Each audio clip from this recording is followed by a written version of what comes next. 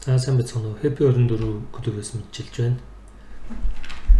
За энэ биткойн ханш өөрөө төсөлттэй байгаа. Альткойнууд мөн дагаад өссөн байгаа. Бид өнөөдөр та бүгдэд энэ зарим нэг ойлголт бичлэг хий.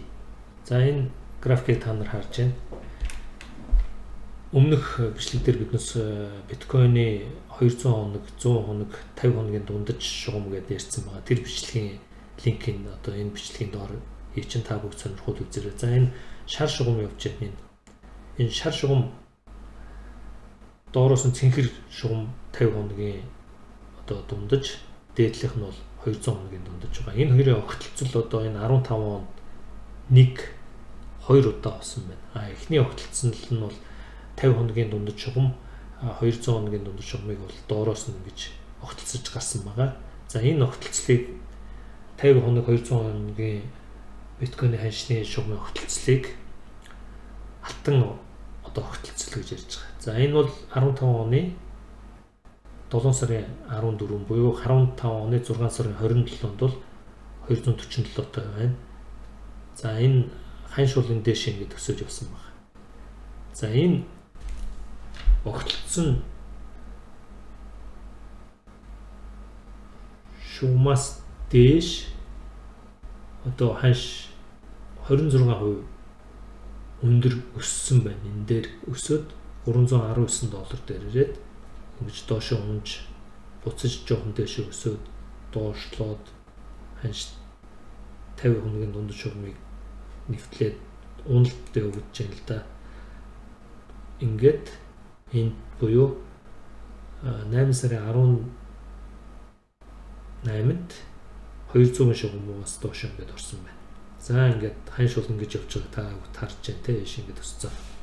Гол нь биднээс энэ 250 хоногийн шугамын огтлцлыг сонирхох хэрэгтэй. За энэ эхний алтан огтлцлын дараа 62 хоногийн дараа бол үхлийн огтлцол болсон байна. Бас энэ 50 200 хоногийн шугам байна. За энэ үхлийн огтлцол болсны дараа ханш бол жоохон ингээд дэше өссөн. Ингээд энэ огтлцлоос хойш, үхлийн огтлцлоос хойш дараагийн огтлцол бол энэ 10 сарын 15-нд болсон байна. Энэ бол алтан огтлцол болж байгаа. За энэ огтлцлоос дээш бол ханш ингээд тувт өсөлтөө яваад 17 оны 12 дугаар сар хүрсэн ийм үзүүлэлт байгаа. За энэ алтан огтлцлыг 19 оны төлөвтэй ингээд харьцуулаад үзье. За энэ ханшны одоогийн төлөв байдал бол ингэж явж байна. 19 оны 2 сар, 19 оны одоо энэ 4 сарын 2-ны өдөр бол бид сайн санаж байгаа. Энэ дээр бол ханш 200 хоногийн шугамыг нэвтэлж гарсан. Бид энэ талаар бичлэг хийсэн байгаа. Та бүгд үзээрэй. За яг одоогийн байдлаар бол 5300 гарцсан явж байгаа. Энэ график бол нэг хэд хоногийн өмнөх 17 хоногийн 17-ны одоо график байна. За алтан огтлцол хизээ үүсэх талаар энэ таамаг дэвшүүлсэн байгаа. За энэ 21-ний хавьд буюу маргааш ингээд огтлцсон гэж үзэж явах шиг байна. За маргааш биш юм аа. Энэ 23-нд бол яг алтан огтлцол болно гэдэг ингээд таамаг дэвшүүлж байна л да. Энэ за одоо бид эндээс харъя. Эндээс одоогийн яг байгаа байдал бол энэ шүү дээ. Энэ нэг хоногийн хязгаартай шугам энэ 200-ийн шар шугам бол орж ирж байна.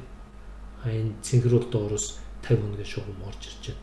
Саяны таамгаар бол ингээд 23 хавьд энд огтлцсон гэж ярьж байна. За огтлцоод ингээд дээшээ яг 15 оны жишгээр 50 хоногийн шугам явчихна. 200 хоногийн шугам доош явна. Ингээд дараагийн үхлийн огтлцол бол энэ 15 оны жишгээр 62 хоног үргэлжлэсний дараа 19 оны 6 сарын 22-нд болно. Ингээд дараа нь 42 хоногийн дараа алтан огтлцол болно гэж үзэж байна. Энэ 4435 дээр. Энэ хооронд бол мэдээж ханш дээшээ 5000, 6000 хэд болт ингээд доошоо дээшээ ингээд хэлбэлзээж явна шүү дээ. Ингэж хэлбэлзэж явахыг бол флет гэдэг. Бид бол энэ лимб байдалд орлоо гэж тайлбарлаж болно. За ингэж явж байгаад өмнөөс дээш ингээд өснөө өгсөн юм таамаг байна. За та бүгд тэгээд бас энийг сайн судлаарай.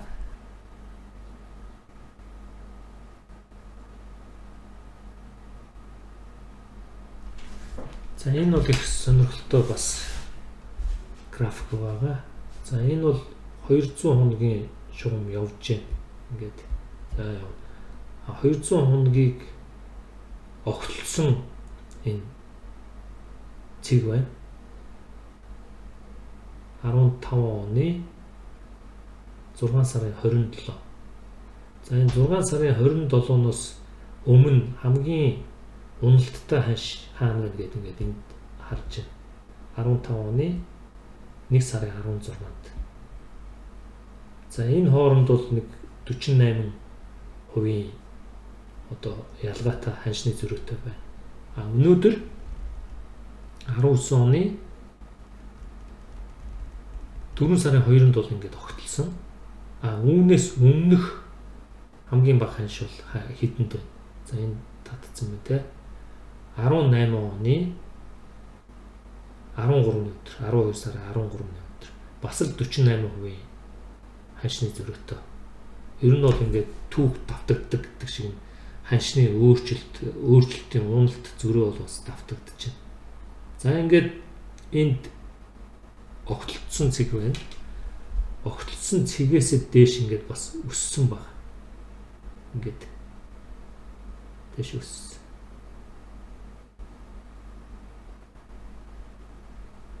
За ингээд дээшээ өсөхдөө энэ цэг хаана очсон байна гэдгийг ингээд бас гаргацсан байна. Энэ $319 дээр очсон. Тэгтээ за $319 дээр очсон байна. Энийг тэмдэглэж аваад энэ цэгээс огтлцол үүссэн үеэс өмнөх эхний уналт хүртэл одоо хэдэн хувийн зөрүүтэй нэнгүүд 45% зөрүүтэй. За 19 онд гооч. За тэгэхээр 19 онд биднээс яаж тооцох вэ гэхээр огтлцсон цэгээс өмнөх хамгийн одоо эхний бага ханшин дээр аваачиж байгаа дээшээ 45% татж байгаа. За тэгээд энд аваачихад бол $5,600 дээр очиж байна. За энэ $5,600 дээр очиод за энэ 15 оны жишгээр ингээд доошо унанаа энэ гэж тооцоолж байна. Унахтаа ямар ханшин дээр унах вэ гэхээр тооцоо энэ 15 оны 1 сарын 13 буюу огтлцсон цэгээс өмнөх хамгийн бага цэгээс дээш өсөлтийг авч утсан байл. Тэгэхээр энэ $2,169 байна. За $169-оос дээшээ энэ 15 онд нэг 18% өссөн дүн дээр энэ дээрээсээ унсан байна. За тэгэхээр биднээс за энэ 4 сарын 2-нд огтлцсон шүү дээ. Энээс өмнөх хамгийн бага ханш бол энэ 18 оны 12 сарын 14 буюу 3,123 баг. За ингээд 3,123-аас дээшгээ биднээс энэ 15 оны жишгээр 17.98% ингээд татаад аваад үзэх юм бол за энэ 3,700 гэсэн ханшин дээр унана гэсэн юм тооцоо байна. За энэ бүх тайлбарыг биднээс бол яг ингэн гэж хийгээд байгаа юм биш. Ийм таамаг дэвшүүлж байна гадна дотны хүмүүс тийм ээ. За яг 15 оны жишгтэй харьцуулахад энэ ханш 5,600-уугаа очиод буцаад 15 оны жишг шиг ингээд 3,700 дээр очно гэсэн юм таамаг дэвшүүлж байна. За ингээд дараагийн удаа биднээс бол энэ бас их сонирхолтой юунууд байгаа. Графикууд. За энэ боломжит одоо худалдаа авалтын зарлалтын ханамж дүүрэлт авалтын одоо ханамж хансан үзүүлэлтэн дээр яаж тайлбарлах уу?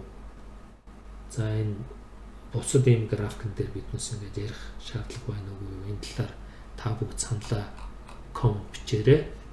За одоо дараагийн биднесийн ярих зүйл бол энэ альткойнуудын өөрчлөлтийн талаар ингээд бас жоохон ярих гэж бодлоо. Энэ 18 онтой харьцуулт өнөөдрийн ханшийг ингээд үзүүлсэн юм мэдээлэл байгаа. За энэ эфирмиг авч үзье. Эфирмиг бол та бүгд мэдж байгаа. Виталик Бутер ингээд энэ Орос гадтай залуу үүсгэсэн боловч одоо бас өөрийнхөө зоосын талаар санаа тавихгүй энэ төвлөрсөн биержүүд бол чөтгөрлөгөө тонол эднүсгээд ингээд янз бүрийн бас хэрүүл урал хийж байгаа оронд өөрсдийн биержээ байгуулсан бол энэ ханш бол энэ арай гайгүй байх байсан. Эфирм бол түүхэндээ $1438 байсан байна. Одоогоор бол $173.53 За оны ихэнд та эфирмиг авсан бол $18-оор хөрөнгөө өсгсөн байх нь. За графикн дээр харъя. Энэ оны 1-р сард 150-60-60-аас доош байсан гэдэг чинь та оны ихэнд эфирм авсан бол одоо юм байдлаар хөрөнгө чинь 18% өсгөнө. За дараагийнх нь Cardano. Хамгийн өндөр ханштай байсан үнэ бол $1.33. Одоо 0.79 цент байна. 18 оны 1 сарын 4-нд 1.33 байсан. Оны өмнө. Одоогийн ханш нь бол 0.079. Оны ихэнд та жишээ нэшээ хөрөнгө хийсэн бол өөрийнхөө мөнгийг 96% өсгөх боломжтой байсан байна. Cardano. Одоо тэгэхээр энэ 0.079 гэхэлэр чинь 0.0136 ч юм уу 4-тэй байсан байна. За Ripple-ийг бол та бүгд мэдж байгаа. Энэ бол банкнуудын зохион байгуулалтаа гаргаж байгаа одоо зоос байгаа. За энэ үүний хамгийн өндөр ханш нь бол $3.84 тэнцүү байсан байна. Одоогийн ханш 0.33 таа байгаа. Өнөөдөр хэдтэй байна?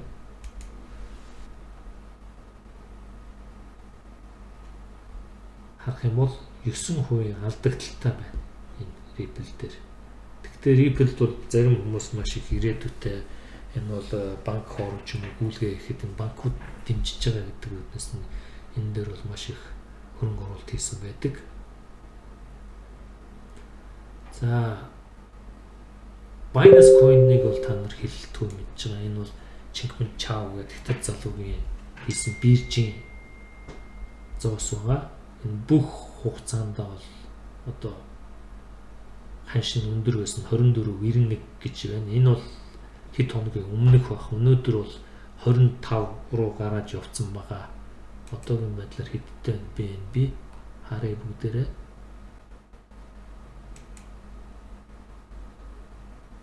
Сая хэдхэн цагийн өмнө 25 руу гараад явцсан харагдчихсан. За энэ дээр 25.6 хүрч ирсэн байна. Одоо энэ 20-ны нэг цагийн өмнө ч юм уу.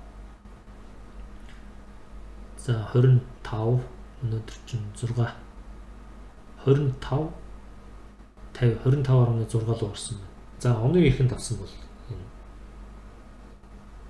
222 дахин өссөн. За энийг харъя. Оны өмнө 19 оны 1 сард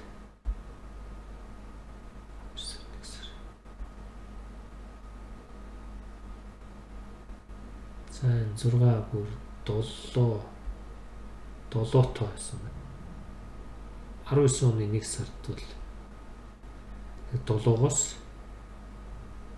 $10 хооронд байсан. За ингээд 222 өсөж байгаа. За Litecoin. За Litecoin бол одоо 149% зөрүүтэй байна. Оны эхнээс. За тэгээ зарим нэг хүмүүс бол энэ Binance биржийг бол Ethereum блокчейнтэй компаниудыг бол өөрийнхөө биржлүүд татах үйл ажиллагаа явуулж байгаа гэж яригдж байгаа. Энэ юун дээр The Block гэдэг сайтн дээр бол энэ талаар бичсэн байгаа. Яагаад тэгэхээр мэдээж Binance бирж өөрийнхөө BNB зоосоо гаргахаас гадна Ethereum зоосон дээр бас бирж дээр арилжаа гэдэг компаниуд байх нь бол Binance биржид ашигтай юм байдал үүсгэж байгаа. Бид яг уу энэ шинжилгээг та бүгдийг яг энэ зоосыг аваарай гэж одоо хэлж байгаа биш. Зүгээр ингээд бас өөрсдөө бодож судалгаа хийх зорилготой энийг үзүүлж байна. Йота. За Йота болохоор энэ 200 хоногийн дунджийг бол ингээд сэтэлж гараагүй байгаа. Энэ дээр та нар анхаараарай. Одоогоор нэг 0.13 центтэй тэнцүү байгаа. Йота байна. За Ripple байна. Их сонирхолтой энэ зооснууд бүгдээрээ бас нэг 0.13 центтэй тэнцүү. Бас энэ 200 хоногийнхоо шугамыг нэгтэлж гараагүй байж байгаа жишээтэй. За дараагийнх нь BAT. BAT-ыг бол та бүгдэд биднээс тайлбарсан.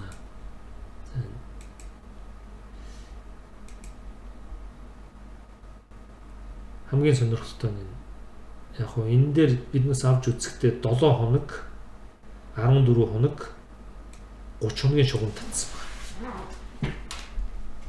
байна. Биднээсийн ажиллаж байгаагаар энэ BAT бол нэлээд өсөх магадaltaй юм зоос харагдаж байгаа. За энэ огтлцлууд байна 7 хоног, 14 хоног, 30 хоногийн огтлцол. За энэ шугамнаас доош бол одоо ороогүй байгаа. Энэ 30 хоногоос доош бол яг энэ одоохондоо ороогүй бүгд ингэ дээшээ өсөлттэй ингэж явж байна. BAT. За ингээд BAT-ыг та анзаараарай. Ингээд өсөлттэй ингээд өдрийн интервалтай би график дээр тавьчлаа. Ингээд ханш унсан тохиолдол байхгүй өссөн байна. За энэ оны эхэнд за 3 сарын 4 гэхтлийн 0.17 центтэй тэнцүү байсан бол одоогоор 0.39 центтэй тэнцүү. За өдрийн цагийн юун дээр аваач тавьчих. Интервалтай график дээр 19-наас хойш нэг төв төссөн байгаа. Энэ нөгөө 3 7 14 30 хоногийн шугамнаас ингэ дээш гарч явж байна. Энэ бол бас их сонирхол татгууцын токен байгаа. Энэ BAT бол энэ 17 оны 5 сарын 31-нд бол 15 секундын дотор 30 сая доллар босгосон юм төсөл байдаг. ICO хийгээд сонирхолтой зоос байгаа. Энэ бол зар сурталчилгаанд хэрэгэлдэг ийм зоос байгаа.